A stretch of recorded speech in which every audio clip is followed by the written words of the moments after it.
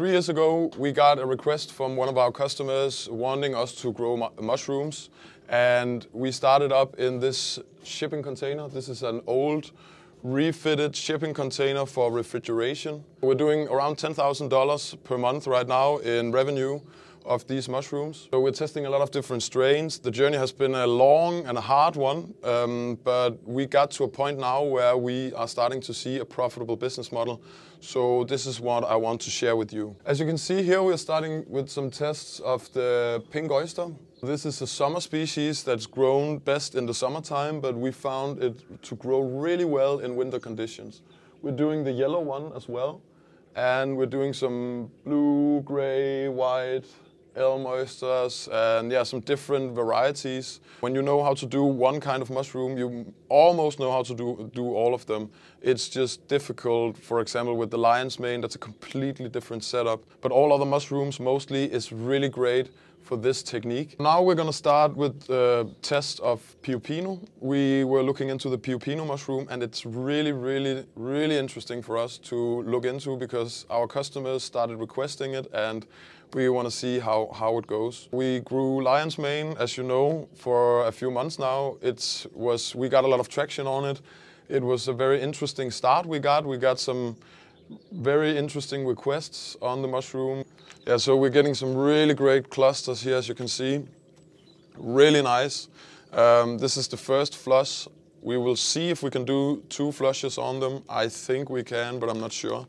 So this is the oyster mushroom. Oyster mushroom usually grows on hardwood, so on birch or elm, and it is very aggressive. It's very potent. Probably it's also the mushroom that we are making the most money on and growing the most of. So it's just an easy sell, and it's very nice to work with. If you compare it to lion's mane, for example, lion's mane is much more difficult with how the mycelium works, and yeah, just the basic ingredients of the lion's mane is really difficult to get perfect. With the oyster mushroom, they're much more forgiving. So my name is Anders. If you don't know who I am, I have built and operated multiple vertical farms within the microgreen and mushroom industry. We have been growing for the last 5 years, and 4 years prior to that I was running a grow shop, so I know the ins and outs of the market. We created this YouTube channel to show you how you can do things like this at home, or how you can make a scalable business model from it. So if you are interested in these things, then definitely follow the content, because we're going to put up a lot of value for you. So you hopefully also can have your own mushroom farm looking like this, with nice clusters growing out, and just very interesting mushrooms that chefs really like to work with, that is a bit difficult to get into the market because it's not easy to grow this mushroom, and it's not easy to grow with this type of setup, but it's manageable, and we found a way after 3 years of operating in this system. 5 years ago, Alex, Hjalmar and I, we created MICROGREENS.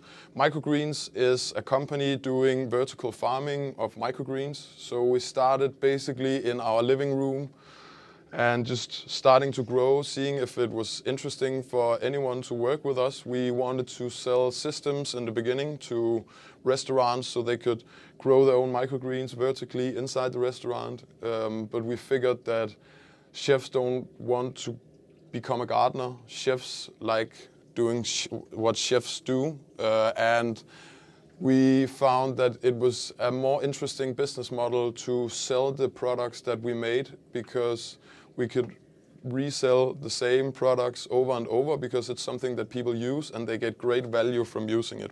So that's the basic thought and idea behind also creating our mushroom system. This system is utilizing spent coffee grounds, straw that would otherwise go to waste. It's very hyper-local, as you can say. You can grow this in any type of environment all over the world if you can just contain your inside environment in an insulated container, just like this one. Pink oyster here, we see it's ready for harvest. Usually people like to pick them a little, maybe a day earlier than this, but they are still looking very good, and they will keep fresh in a refrigerator for half a week. If we would have harvested it a day or 2 days before this, it could last 1 week in a refrigerator. So this is a very, very nice product. We started testing it, and it's going to be perfect for the Beyond Coffee system as well. So people can have these nice pink clusters looking in the restaurants and hotels, and the guests can see how nice they look. So yeah, very interesting. Now I want to show you how it looks outside. You can see there we have a small container we just bought. It's a little secret project right now, but I am going to show it to you in the future, and it's very interesting for scaling up a business like this. We have a container over there.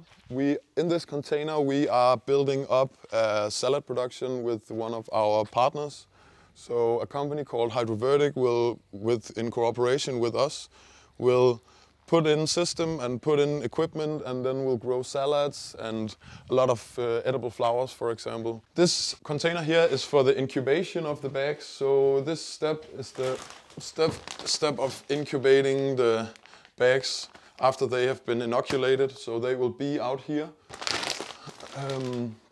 waiting for the weeks it takes to get ready for the containers. So this will be a setup that we will have when we don't have enough space inside, and it's very easy to just drive a cart out and just put it inside the container. So this container will only be used for the incubation period. This is very important as well. When the container are closed and we open it up, the ppm is like insane high levels. So if we go in there and we fall down, and no one knows we're here with the door locked, if no one knows we're here with the door closed, then it's a hazard for your life. So very, very, very dangerous. Be careful. This would be highly recommendable instead of just buying a regular container and then fitting the insulation in it, because it's gonna mold to death. And within half a year or a year, you have to rebuild everything. So might as well just get a shipping container with the freezing element broken and just starting up in there like we did.